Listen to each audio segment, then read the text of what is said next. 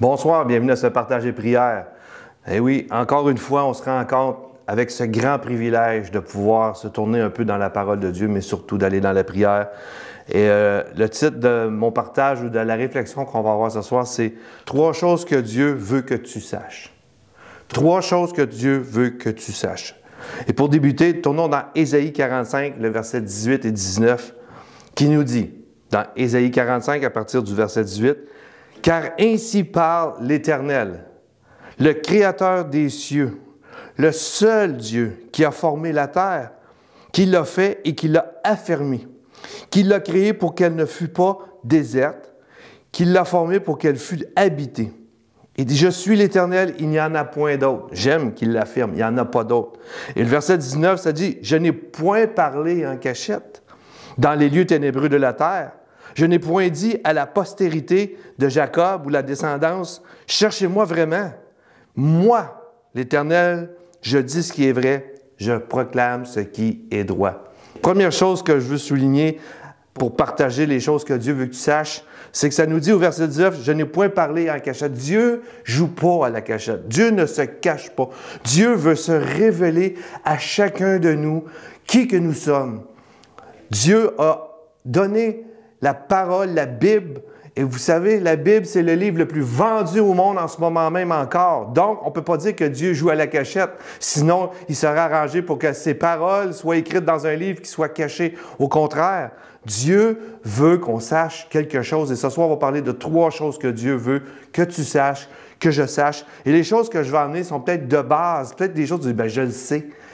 Mais je veux que ça ne soit pas je le sais, je veux que ça aille plus loin que je le sais, je veux que ça descende plus loin que notre intellect, que ça descende dans notre cœur, que moi et toi et chacun de nous, on réalise à quel point Dieu veut des choses importantes pour notre vie. Et ce soir, on va en regarder trois. Et la première chose que Dieu veut que tu saches, la première et la plus importante, c'est que Dieu t'aime.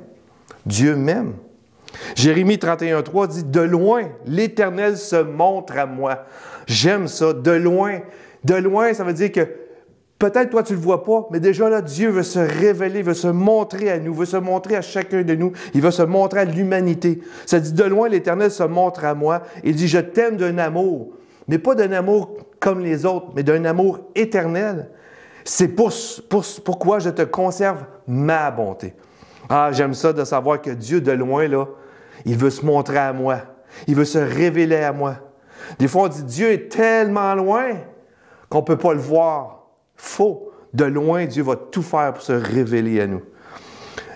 Dans Ésaïe 54, 10, ça dit « Quand les montagnes s'éloigneraient, quand les collines chancelleraient, Dieu il dit « Mon amour ne s'éloignera point de toi. Et mon alliance de paix ne chancellera point, dit l'Éternel qui a compassion de toi. » Je ne sais pas si tu vis quelque chose de spécial ce soir, mais sache que peu importe la grosseur de la montagne, que la montagne s'éloigne, que tout s'éloigne ou que tout chancelle autour de nous, bien, l'amour de Dieu, elle ne changera pas. C'est pas une bonne nouvelle, ça, de savoir que Dieu ne change pas. Son amour est inébranlable. Son amour ne s'éloigne pas de nous. Maintenant, on se dit, mais j'aimerais ça avoir une preuve. Il y en a tellement. J'aimerais ça avoir une preuve que Dieu m'aime. Eh bien, ça nous dit dans Romains 5,8. Ça dit, mais voici comment Dieu a prouvé son amour. Écoutez bien ce verset. Comment Dieu a prouvé son amour. Dieu a fait une preuve d'amour pour nous, pour vous, pour moi, pour chacun de nous, pour chaque être humain. Dieu a prouvé son amour lorsque Christ est mort pour nous. Et pourtant, nous étions encore des pécheurs. J'ai pris le temps de le dire parce que Jésus est mort pour nous et pourtant, on ne méritait pas. Mais par amour, Dieu nous l'a prouvé en envoyant son Fils mourir sur la croix. Il n'y a pas de plus grand amour que de donner sa vie pour ses amis, nous dit Jésus dans Jean 15, 13. Il n'y a pas de plus grand amour que cela et Dieu veut que tu saches qu'il t'aime et que son amour n'a pas de limite. Son amour ne se limite pas à tes problèmes, à toutes tes difficultés, à tout ce que tu vis. Au contraire, il veut t'aimer, il veut t'aider, il veut te conserver sa bonté pour toi et pour moi. Et 1 Jean 3,1, j'aime ce verset-là parce qu'un jour, j'étais dans la prière et ce verset-là est venu fort dans mon cœur. J'ai comme réalisé la profondeur de ce verset-là qui dit « Voyez quel amour le Père nous a témoigné. » Nous pouvons voir l'amour de Dieu. Et ce que j'aime, c'est « Voyez » en voulant dire « Regardez à la croix. Regardez ce que Jésus a fait. Regardez ce que Dieu nous a donné, son Fils. » Regardez, voyez quel amour le Père nous a témoigné pour que nous soyons enfants de Dieu. Et nous le sommes. Si le monde ne nous connaît pas, c'est qu'il ne l'a pas connu. Première chose que Dieu veut qu'on sache ce soir, c'est qu'il nous aime, qu'il a prouvé son amour et qu'on puisse regarder à la croix, car c'est là qu'on voit l'amour de Dieu. La grandeur, la hauteur, la profondeur de l'amour se révèle à la croix, où Jésus est mort pour nos péchés. Deuxième chose que Dieu veut que tu saches ce soir. Premièrement, il t'aime. Mais deuxièmement, c'est bien important ce que je vais te dire là, c'est Dieu veut que tu saches qu'il ne te juge pas selon tes manquements, tes fautes et tes erreurs. Et entre guillemets, tes péchés. Ça nous dit dans le psaume 103, le verset 8 à 13, et j'aime beaucoup cette psaume-là. C'est juste vous le dire, je suis un peu ému, mais je trouve ça tellement beau. Ça nous dit dans le psaume 103, le verset 8, « Le Seigneur est rempli de tendresse et de pitié. » Wow! Il est patient et plein d'amour. On vient de le voir. Il ne fait pas sans arrêt des reproches. Sa colère ne dure pas toujours. Il ne tient pas compte de nos péchés. Il ne nous punit pas comme nous le méritions. Son amour pour nous, pour ceux qui le respectent, est immense. Je le souligne ici, pour ceux qui le respectent. Bien important de ne pas interpréter mal ce que je suis en train de dire ou ce que la Bible est en train de nous dire. Mais Dieu, son amour pour nous qui le respectons, est immense. Immense comme le ciel au-dessus de la terre. Le verset 12, comme le soleil levant est loin du soleil couchant, il mène nos fautes très loin de nous. Comme un père aime ses enfants, le Seigneur aime avec tendresse ceux qui le respectent. Mais ce qui me touche beaucoup, c'est qu'il ne fait pas sans cesse des reproches. Je ne sais pas si dans ta tête, des fois, tu te sens toujours condamné. « Ah, tu n'as pas fait à ceci. Tu n'as pas lu assez ta Bible. Tu n'as pas venu à l'Église. » Comprenez bien, c'est important de venir à l'Église. C'est important de lire sa Bible. C'est important de louer Dieu. Mais quand ça ne peut pas arriver qu'on puisse être à l'Église ou on n'a pas le temps qu'on aimerait pour la prière. Des fois, on a une petite voix qui nous condamne, mais ça, c'est pas Dieu, parce que Dieu ne nous condamne pas, puis il n'est pas sans cesse après nous pour nous montrer nos problèmes. Contrairement à ce monde où les gens qui nous entourent, dès qu'on fait une erreur, on les souligne. Hein? On est toujours en train de pointer les erreurs des autres. Mais Dieu n'est pas comme ça. Dieu, il n'est pas toujours en train de contester. Il dit, il ne tient pas compte de nos péchés. Maintenant, il faut faire attention. On est tous des pécheurs. Mais vu que Christ est mort à la croix, Dieu a montré son amour. Maintenant, il veut nous sauver. Il veut nous délivrer du péché. Donc, il ne nous condamne pas à tous les jours. Il veut vraiment nous inviter à son amour. Mais Dieu ne nous juge pas. Moi, je trouve ça extraordinaire de savoir que Dieu ne me juge pas. On connaît très bien le verset Jean 3,16 qui dit « Car Dieu a tant aimé le monde qu'il a donné son Fils. » Mais on oublie le verset 17 qui est extrêmement important. Ça dit que Dieu a envoyé son Fils, mais ça dit que Jésus n'est pas venu pour juger le monde, mais pour sauver ce monde. Dans Jean 3, 17. Si Jésus peut me juger, peut te juger, peut tous nous juger, il a le droit, il est parfait, mais qui n'est pas venu pour ça, mais il est venu pour sauver. Dieu continue cette œuvre. Il ne te juge pas. Il ne t'écrase pas par tes manquements. Il t'invite à son amour afin que tu puisses accepter l'œuvre de Christ, l'amour de Christ sur la croix, de sa mort et de sa résurrection et de le suivre. C'est pas merveilleux, ça, ce soir, de savoir que ce n'est pas un Dieu qui nous écrase. Dieu n'est pas un dictateur. Dieu ne nous juge pas selon nos erreurs. Dieu regarde à nos cœurs. Combien de fois on fait des choses et on le regrette? On le regrette parce qu'on ne dit pas vraiment ça, je voulais dire. C'était par émotion, par colère, par jalousie. Mais Dieu sait que dans nos cœurs, dans le fond de nos cœurs, on cherche à régler ces problèmes-là parce qu'on n'aime pas vivre dans ces conditions-là. En tout cas, j'espère que vous êtes comme ça. Mais sache que Dieu, premièrement, il t'aime. Il veut que tu saches qu'il t'aime. Il veut aussi que tu saches qu'il ne te juge pas. Et troisième chose, et non la moindre, Dieu veut que tu saches qu'il veut être avec toi pour toujours. C'est pas merveilleux, ça? Dieu est loin? Non. Dieu veut être avec nous. Dans son amour, Dieu ne veut pas nous juger, mais Dieu veut rester avec nous. Il est descendu dans la personne de Jésus-Christ. Et maintenant, nous pouvons voir à travers Jésus-Christ le Père. Dieu veut toujours avec nous. Et Jésus a dit dans Matthieu 28, 20. Et c'est Jésus qui parle. Il va dire à ses disciples, 20, la portion un petit peu plus loin que 20b, on peut dire, c'est dit, « Et voici, je suis avec vous tous les jours jusqu'à la fin du monde. » Oh! Jésus n'est pas avec toi le jour que tu dis oui. Jésus n'est pas avec toi le jour que ça va mal. Jésus n'est pas avec toi le jour que ça va bien. Jésus n'est pas avec toi quand tout était prêt à aller, quand tu ne sens pas son amour. Jésus est avec toi tous les jours.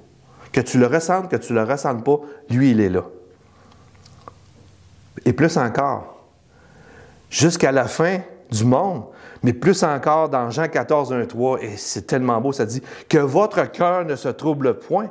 Croyez en Dieu, croyez en moi. Il y a plusieurs demeures dans la maison de mon Père. Si cela n'était pas, je vous l'aurais dit. » Et il dit « Je vais vous préparer une place. Et lorsque je m'en serai allé et que je vous aurai préparé une place, je reviendrai et vous prendrai avec moi afin que vous soyez là où je suis, vous aussi, afin que vous soyez avec moi. » Jésus, il est parti nous préparer une place. Il va revenir nous chercher. Il veut qu'on soit avec lui pour toujours. Pour toujours. Psaume 9, 10 nous dit « Ceux qui connaissent ton nom se confient en toi, car tu n'abandonnes pas ceux qui te cherchent, Éternel. » Ce soir, si je cherche Dieu, je vais trouver son amour. Si je cherche réellement Dieu et que Dieu se manifeste, il ne me condamnera pas. Et en plus, il va vouloir être avec moi pour toujours. Pour toujours. Et ce soir, allons dans cette prière et dire, premièrement, Seigneur, merci pour ton amour. Merci parce que tu ne te caches pas. Tu te révèles à nous à travers la croix, à travers Jésus-Christ. Merci, Seigneur, parce que ton Fils n'est pas venu pour nous condamner, mais pour nous sauver. Et merci, Seigneur, que tu es avec nous tous les jours, mais pas juste tous les jours. Tu vas être avec nous pour l'éternité.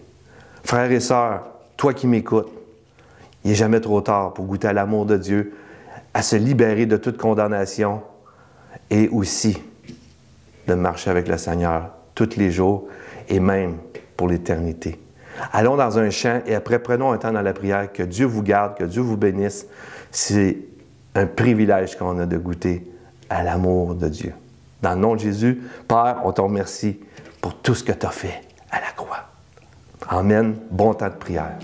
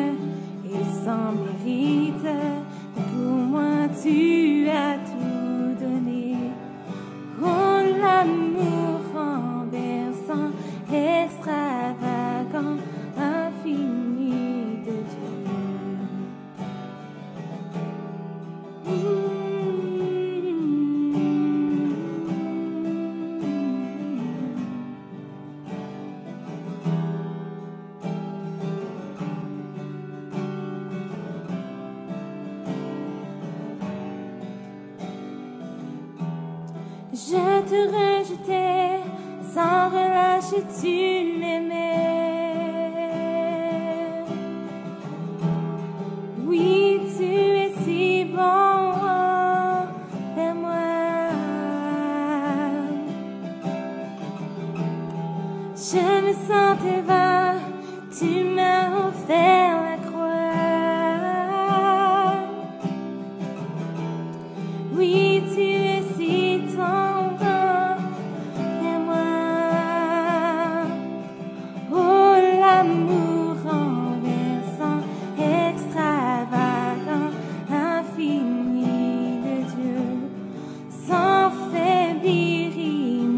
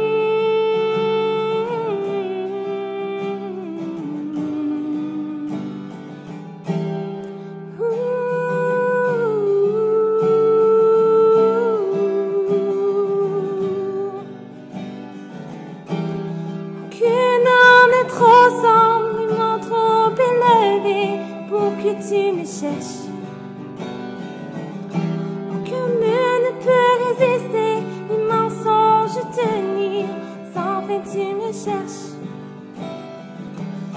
Aucune ombre n'est trop sombre, ni mon trop élevé, pour que tu me cherches. Aucun mur ne peut résister, ni mensonge tenir, sans fin tu me cherches. Yeah.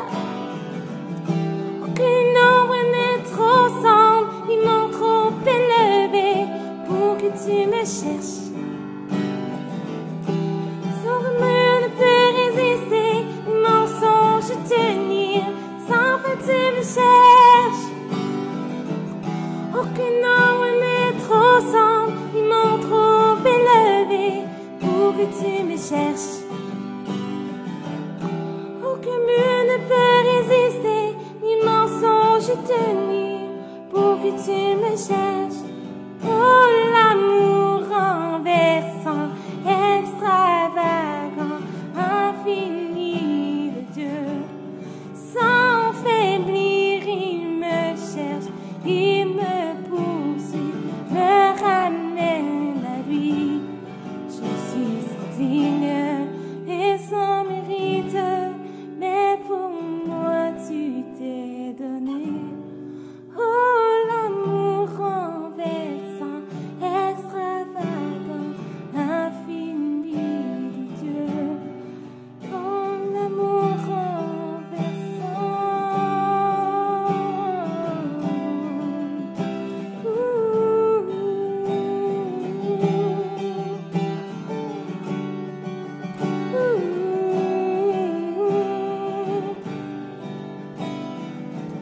Aucune ombre n'est trop sombre, ni trop élevée, pour que tu me cherches.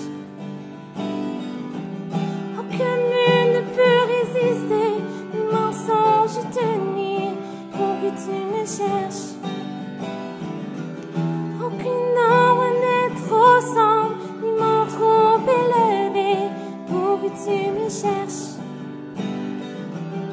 Aucun mur ne peut résister, ni mensonge tenir, sans fin tu me cherches. Aucune ombre n'est trop sombre, ni mon trop élevé, pour que tu me cherches. Aucun mur ne peut résister, ni mensonge tenir, sans fin tu me cherches. Aucune ombre n'est trop sombre, ni mon trop élevé, pour que tu me cherches. Aucun mur ne peut résister, ni mensonge tenir, sans fin tu me cherches.